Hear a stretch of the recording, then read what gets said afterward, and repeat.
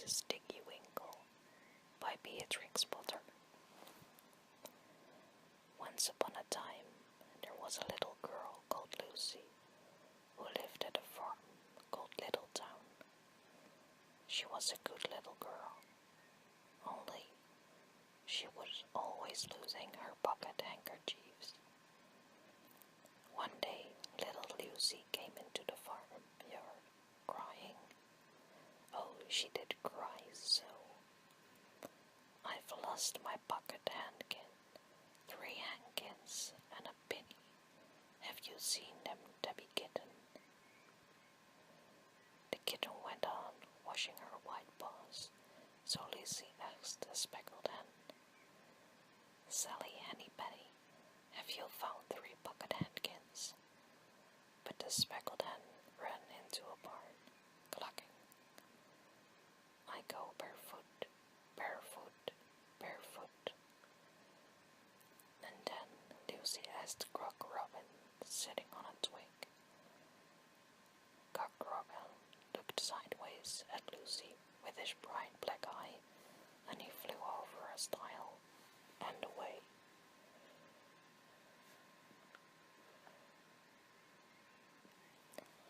Lucy climbed up on the stile and looked up the hill behind Littletown, a hill that goes up into the clouds, as though it had no top. And a great way up the hillside, she thought she saw some white things spread upon the grass.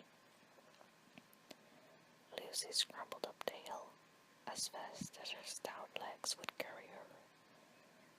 She ran along a steep path, way up and up, until Littletown was right away down below. She could have dropped a pebble down the chimney.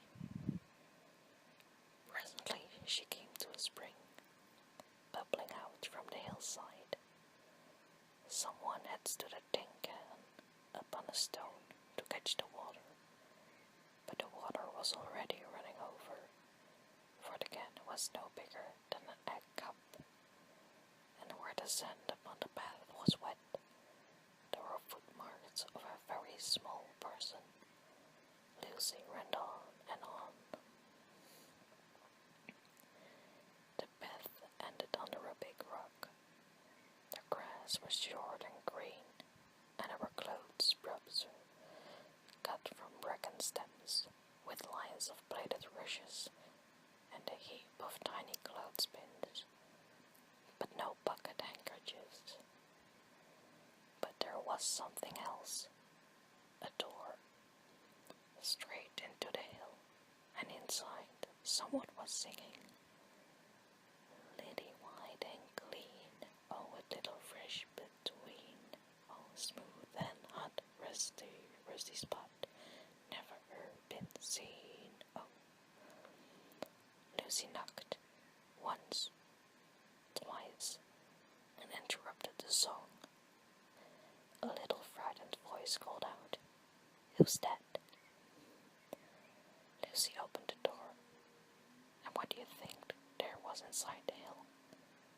A nice clean kitchen with a flagged floor and wooden beams, just like any other farm kitchen, only the ceiling was so low that Lucy's head nearly touched it, and the pots and pans were small, and so was everything there. There was a nice hot singing mount, and at the table, with an iron in her hand, stood a very stout, short person staring anxiously at Lucy. Her French crown was tucked up, and she was wearing a large apron over her striped petticoat. Her little black nose went sniffle, sniffle, snuffle, and her eyes went twinkle, twinkle, and underneath her cap were Lucy had yellow curls. The little person had prickles. Who are you? Said Lucy. Have you seen my pocket handkins? The little person made a bob curtsy.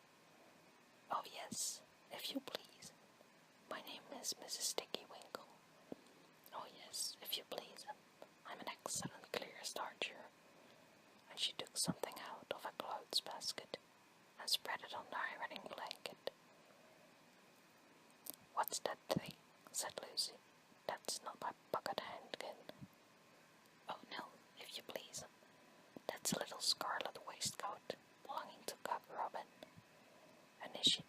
And she ironed it and folded it and put it on one side.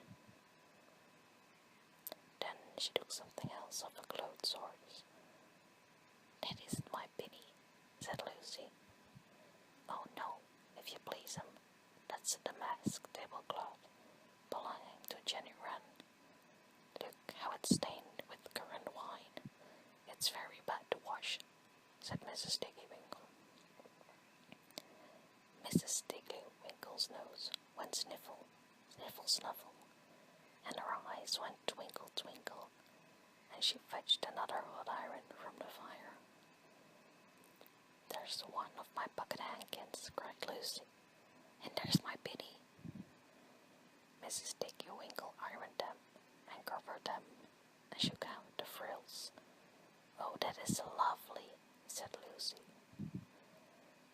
"And what are those long yellow things with fingers like gloves?" "Oh, that's a pair of stockings belonging to Sally Belly. Look how she wore the heels out, with scratching in the yard. She'll very soon go barefoot," said Mrs. Tiggywinkle. "Why, there's another handkerchief, but it isn't mine. It's red." "Oh no, if you please, that one belongs to Mrs. Rabbit, and it did so smell of onions. I've had to wash it separately. I can't get out the smell." "There's another one of mine," said Lucy. "What are those funny little white things?" "That's a pair of mittens belonging to Tabby Kitten. I only have to iron them. She washes them herself." "There's my last pocket handkin," said Lucy. "And what are you dipping into the basin of starch?" "They're little dicky shirt fronts belonging to Tom Titmouse. Most terrible particular," said Mrs. Tiggywinkle. "Now I've finished my ironing, I'm going to air some clothes." "What are these dear soft fluffy things?" said Lucy. "Oh, those are woolly coats belonging to the little lamb," said Skillet. "Will their jackets take off?" asked Lucy. "Oh yes, if you please. Look at the sheep mark on the shoulder, and here's one marked for Kate's scarf, and 3 that come from Little Town. They're always marked at washing," said Mrs. Tiggywinkle.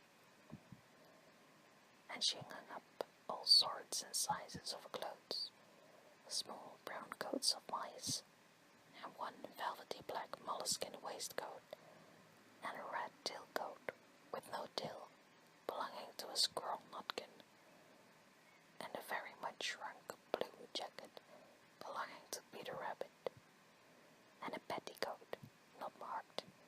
They had gone lost in a washing, and at last the basket was empty. Then Mrs. Tiggywinkle made tea, a cup for herself and a cup for Lucy. They sat before the fire on a bench and looked sideways at one another.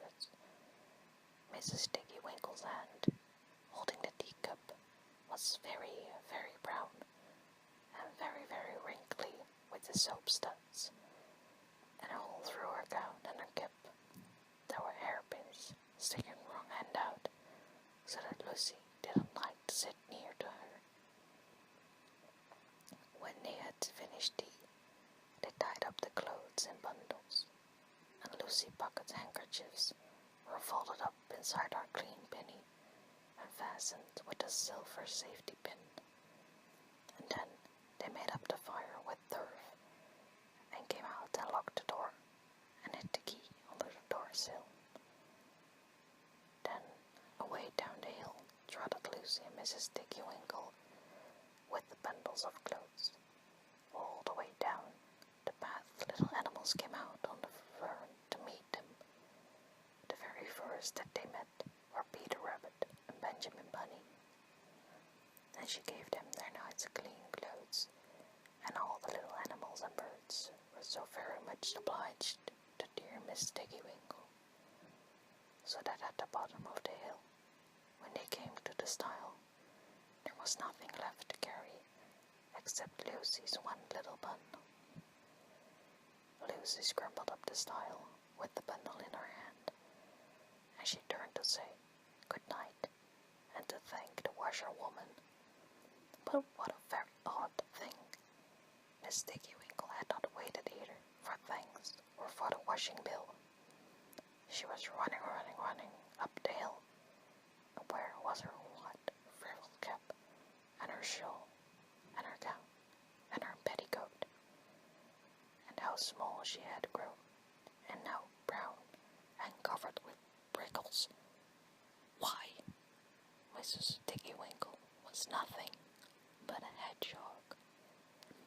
Now some people say that little Lucy had been asleep upon the stile, but how could she have found 3 clean pocket handkins and a penny pinned with a silver safety pin? And besides, I have seen that door into the back of the hill called Catbell's, and besides, I am very well acquainted with dear Mrs. Tiggy Winkle. Thank you so much for listening. If you'd like to hear more stories, please check out my channel. If you like it, please like and subscribe. Have free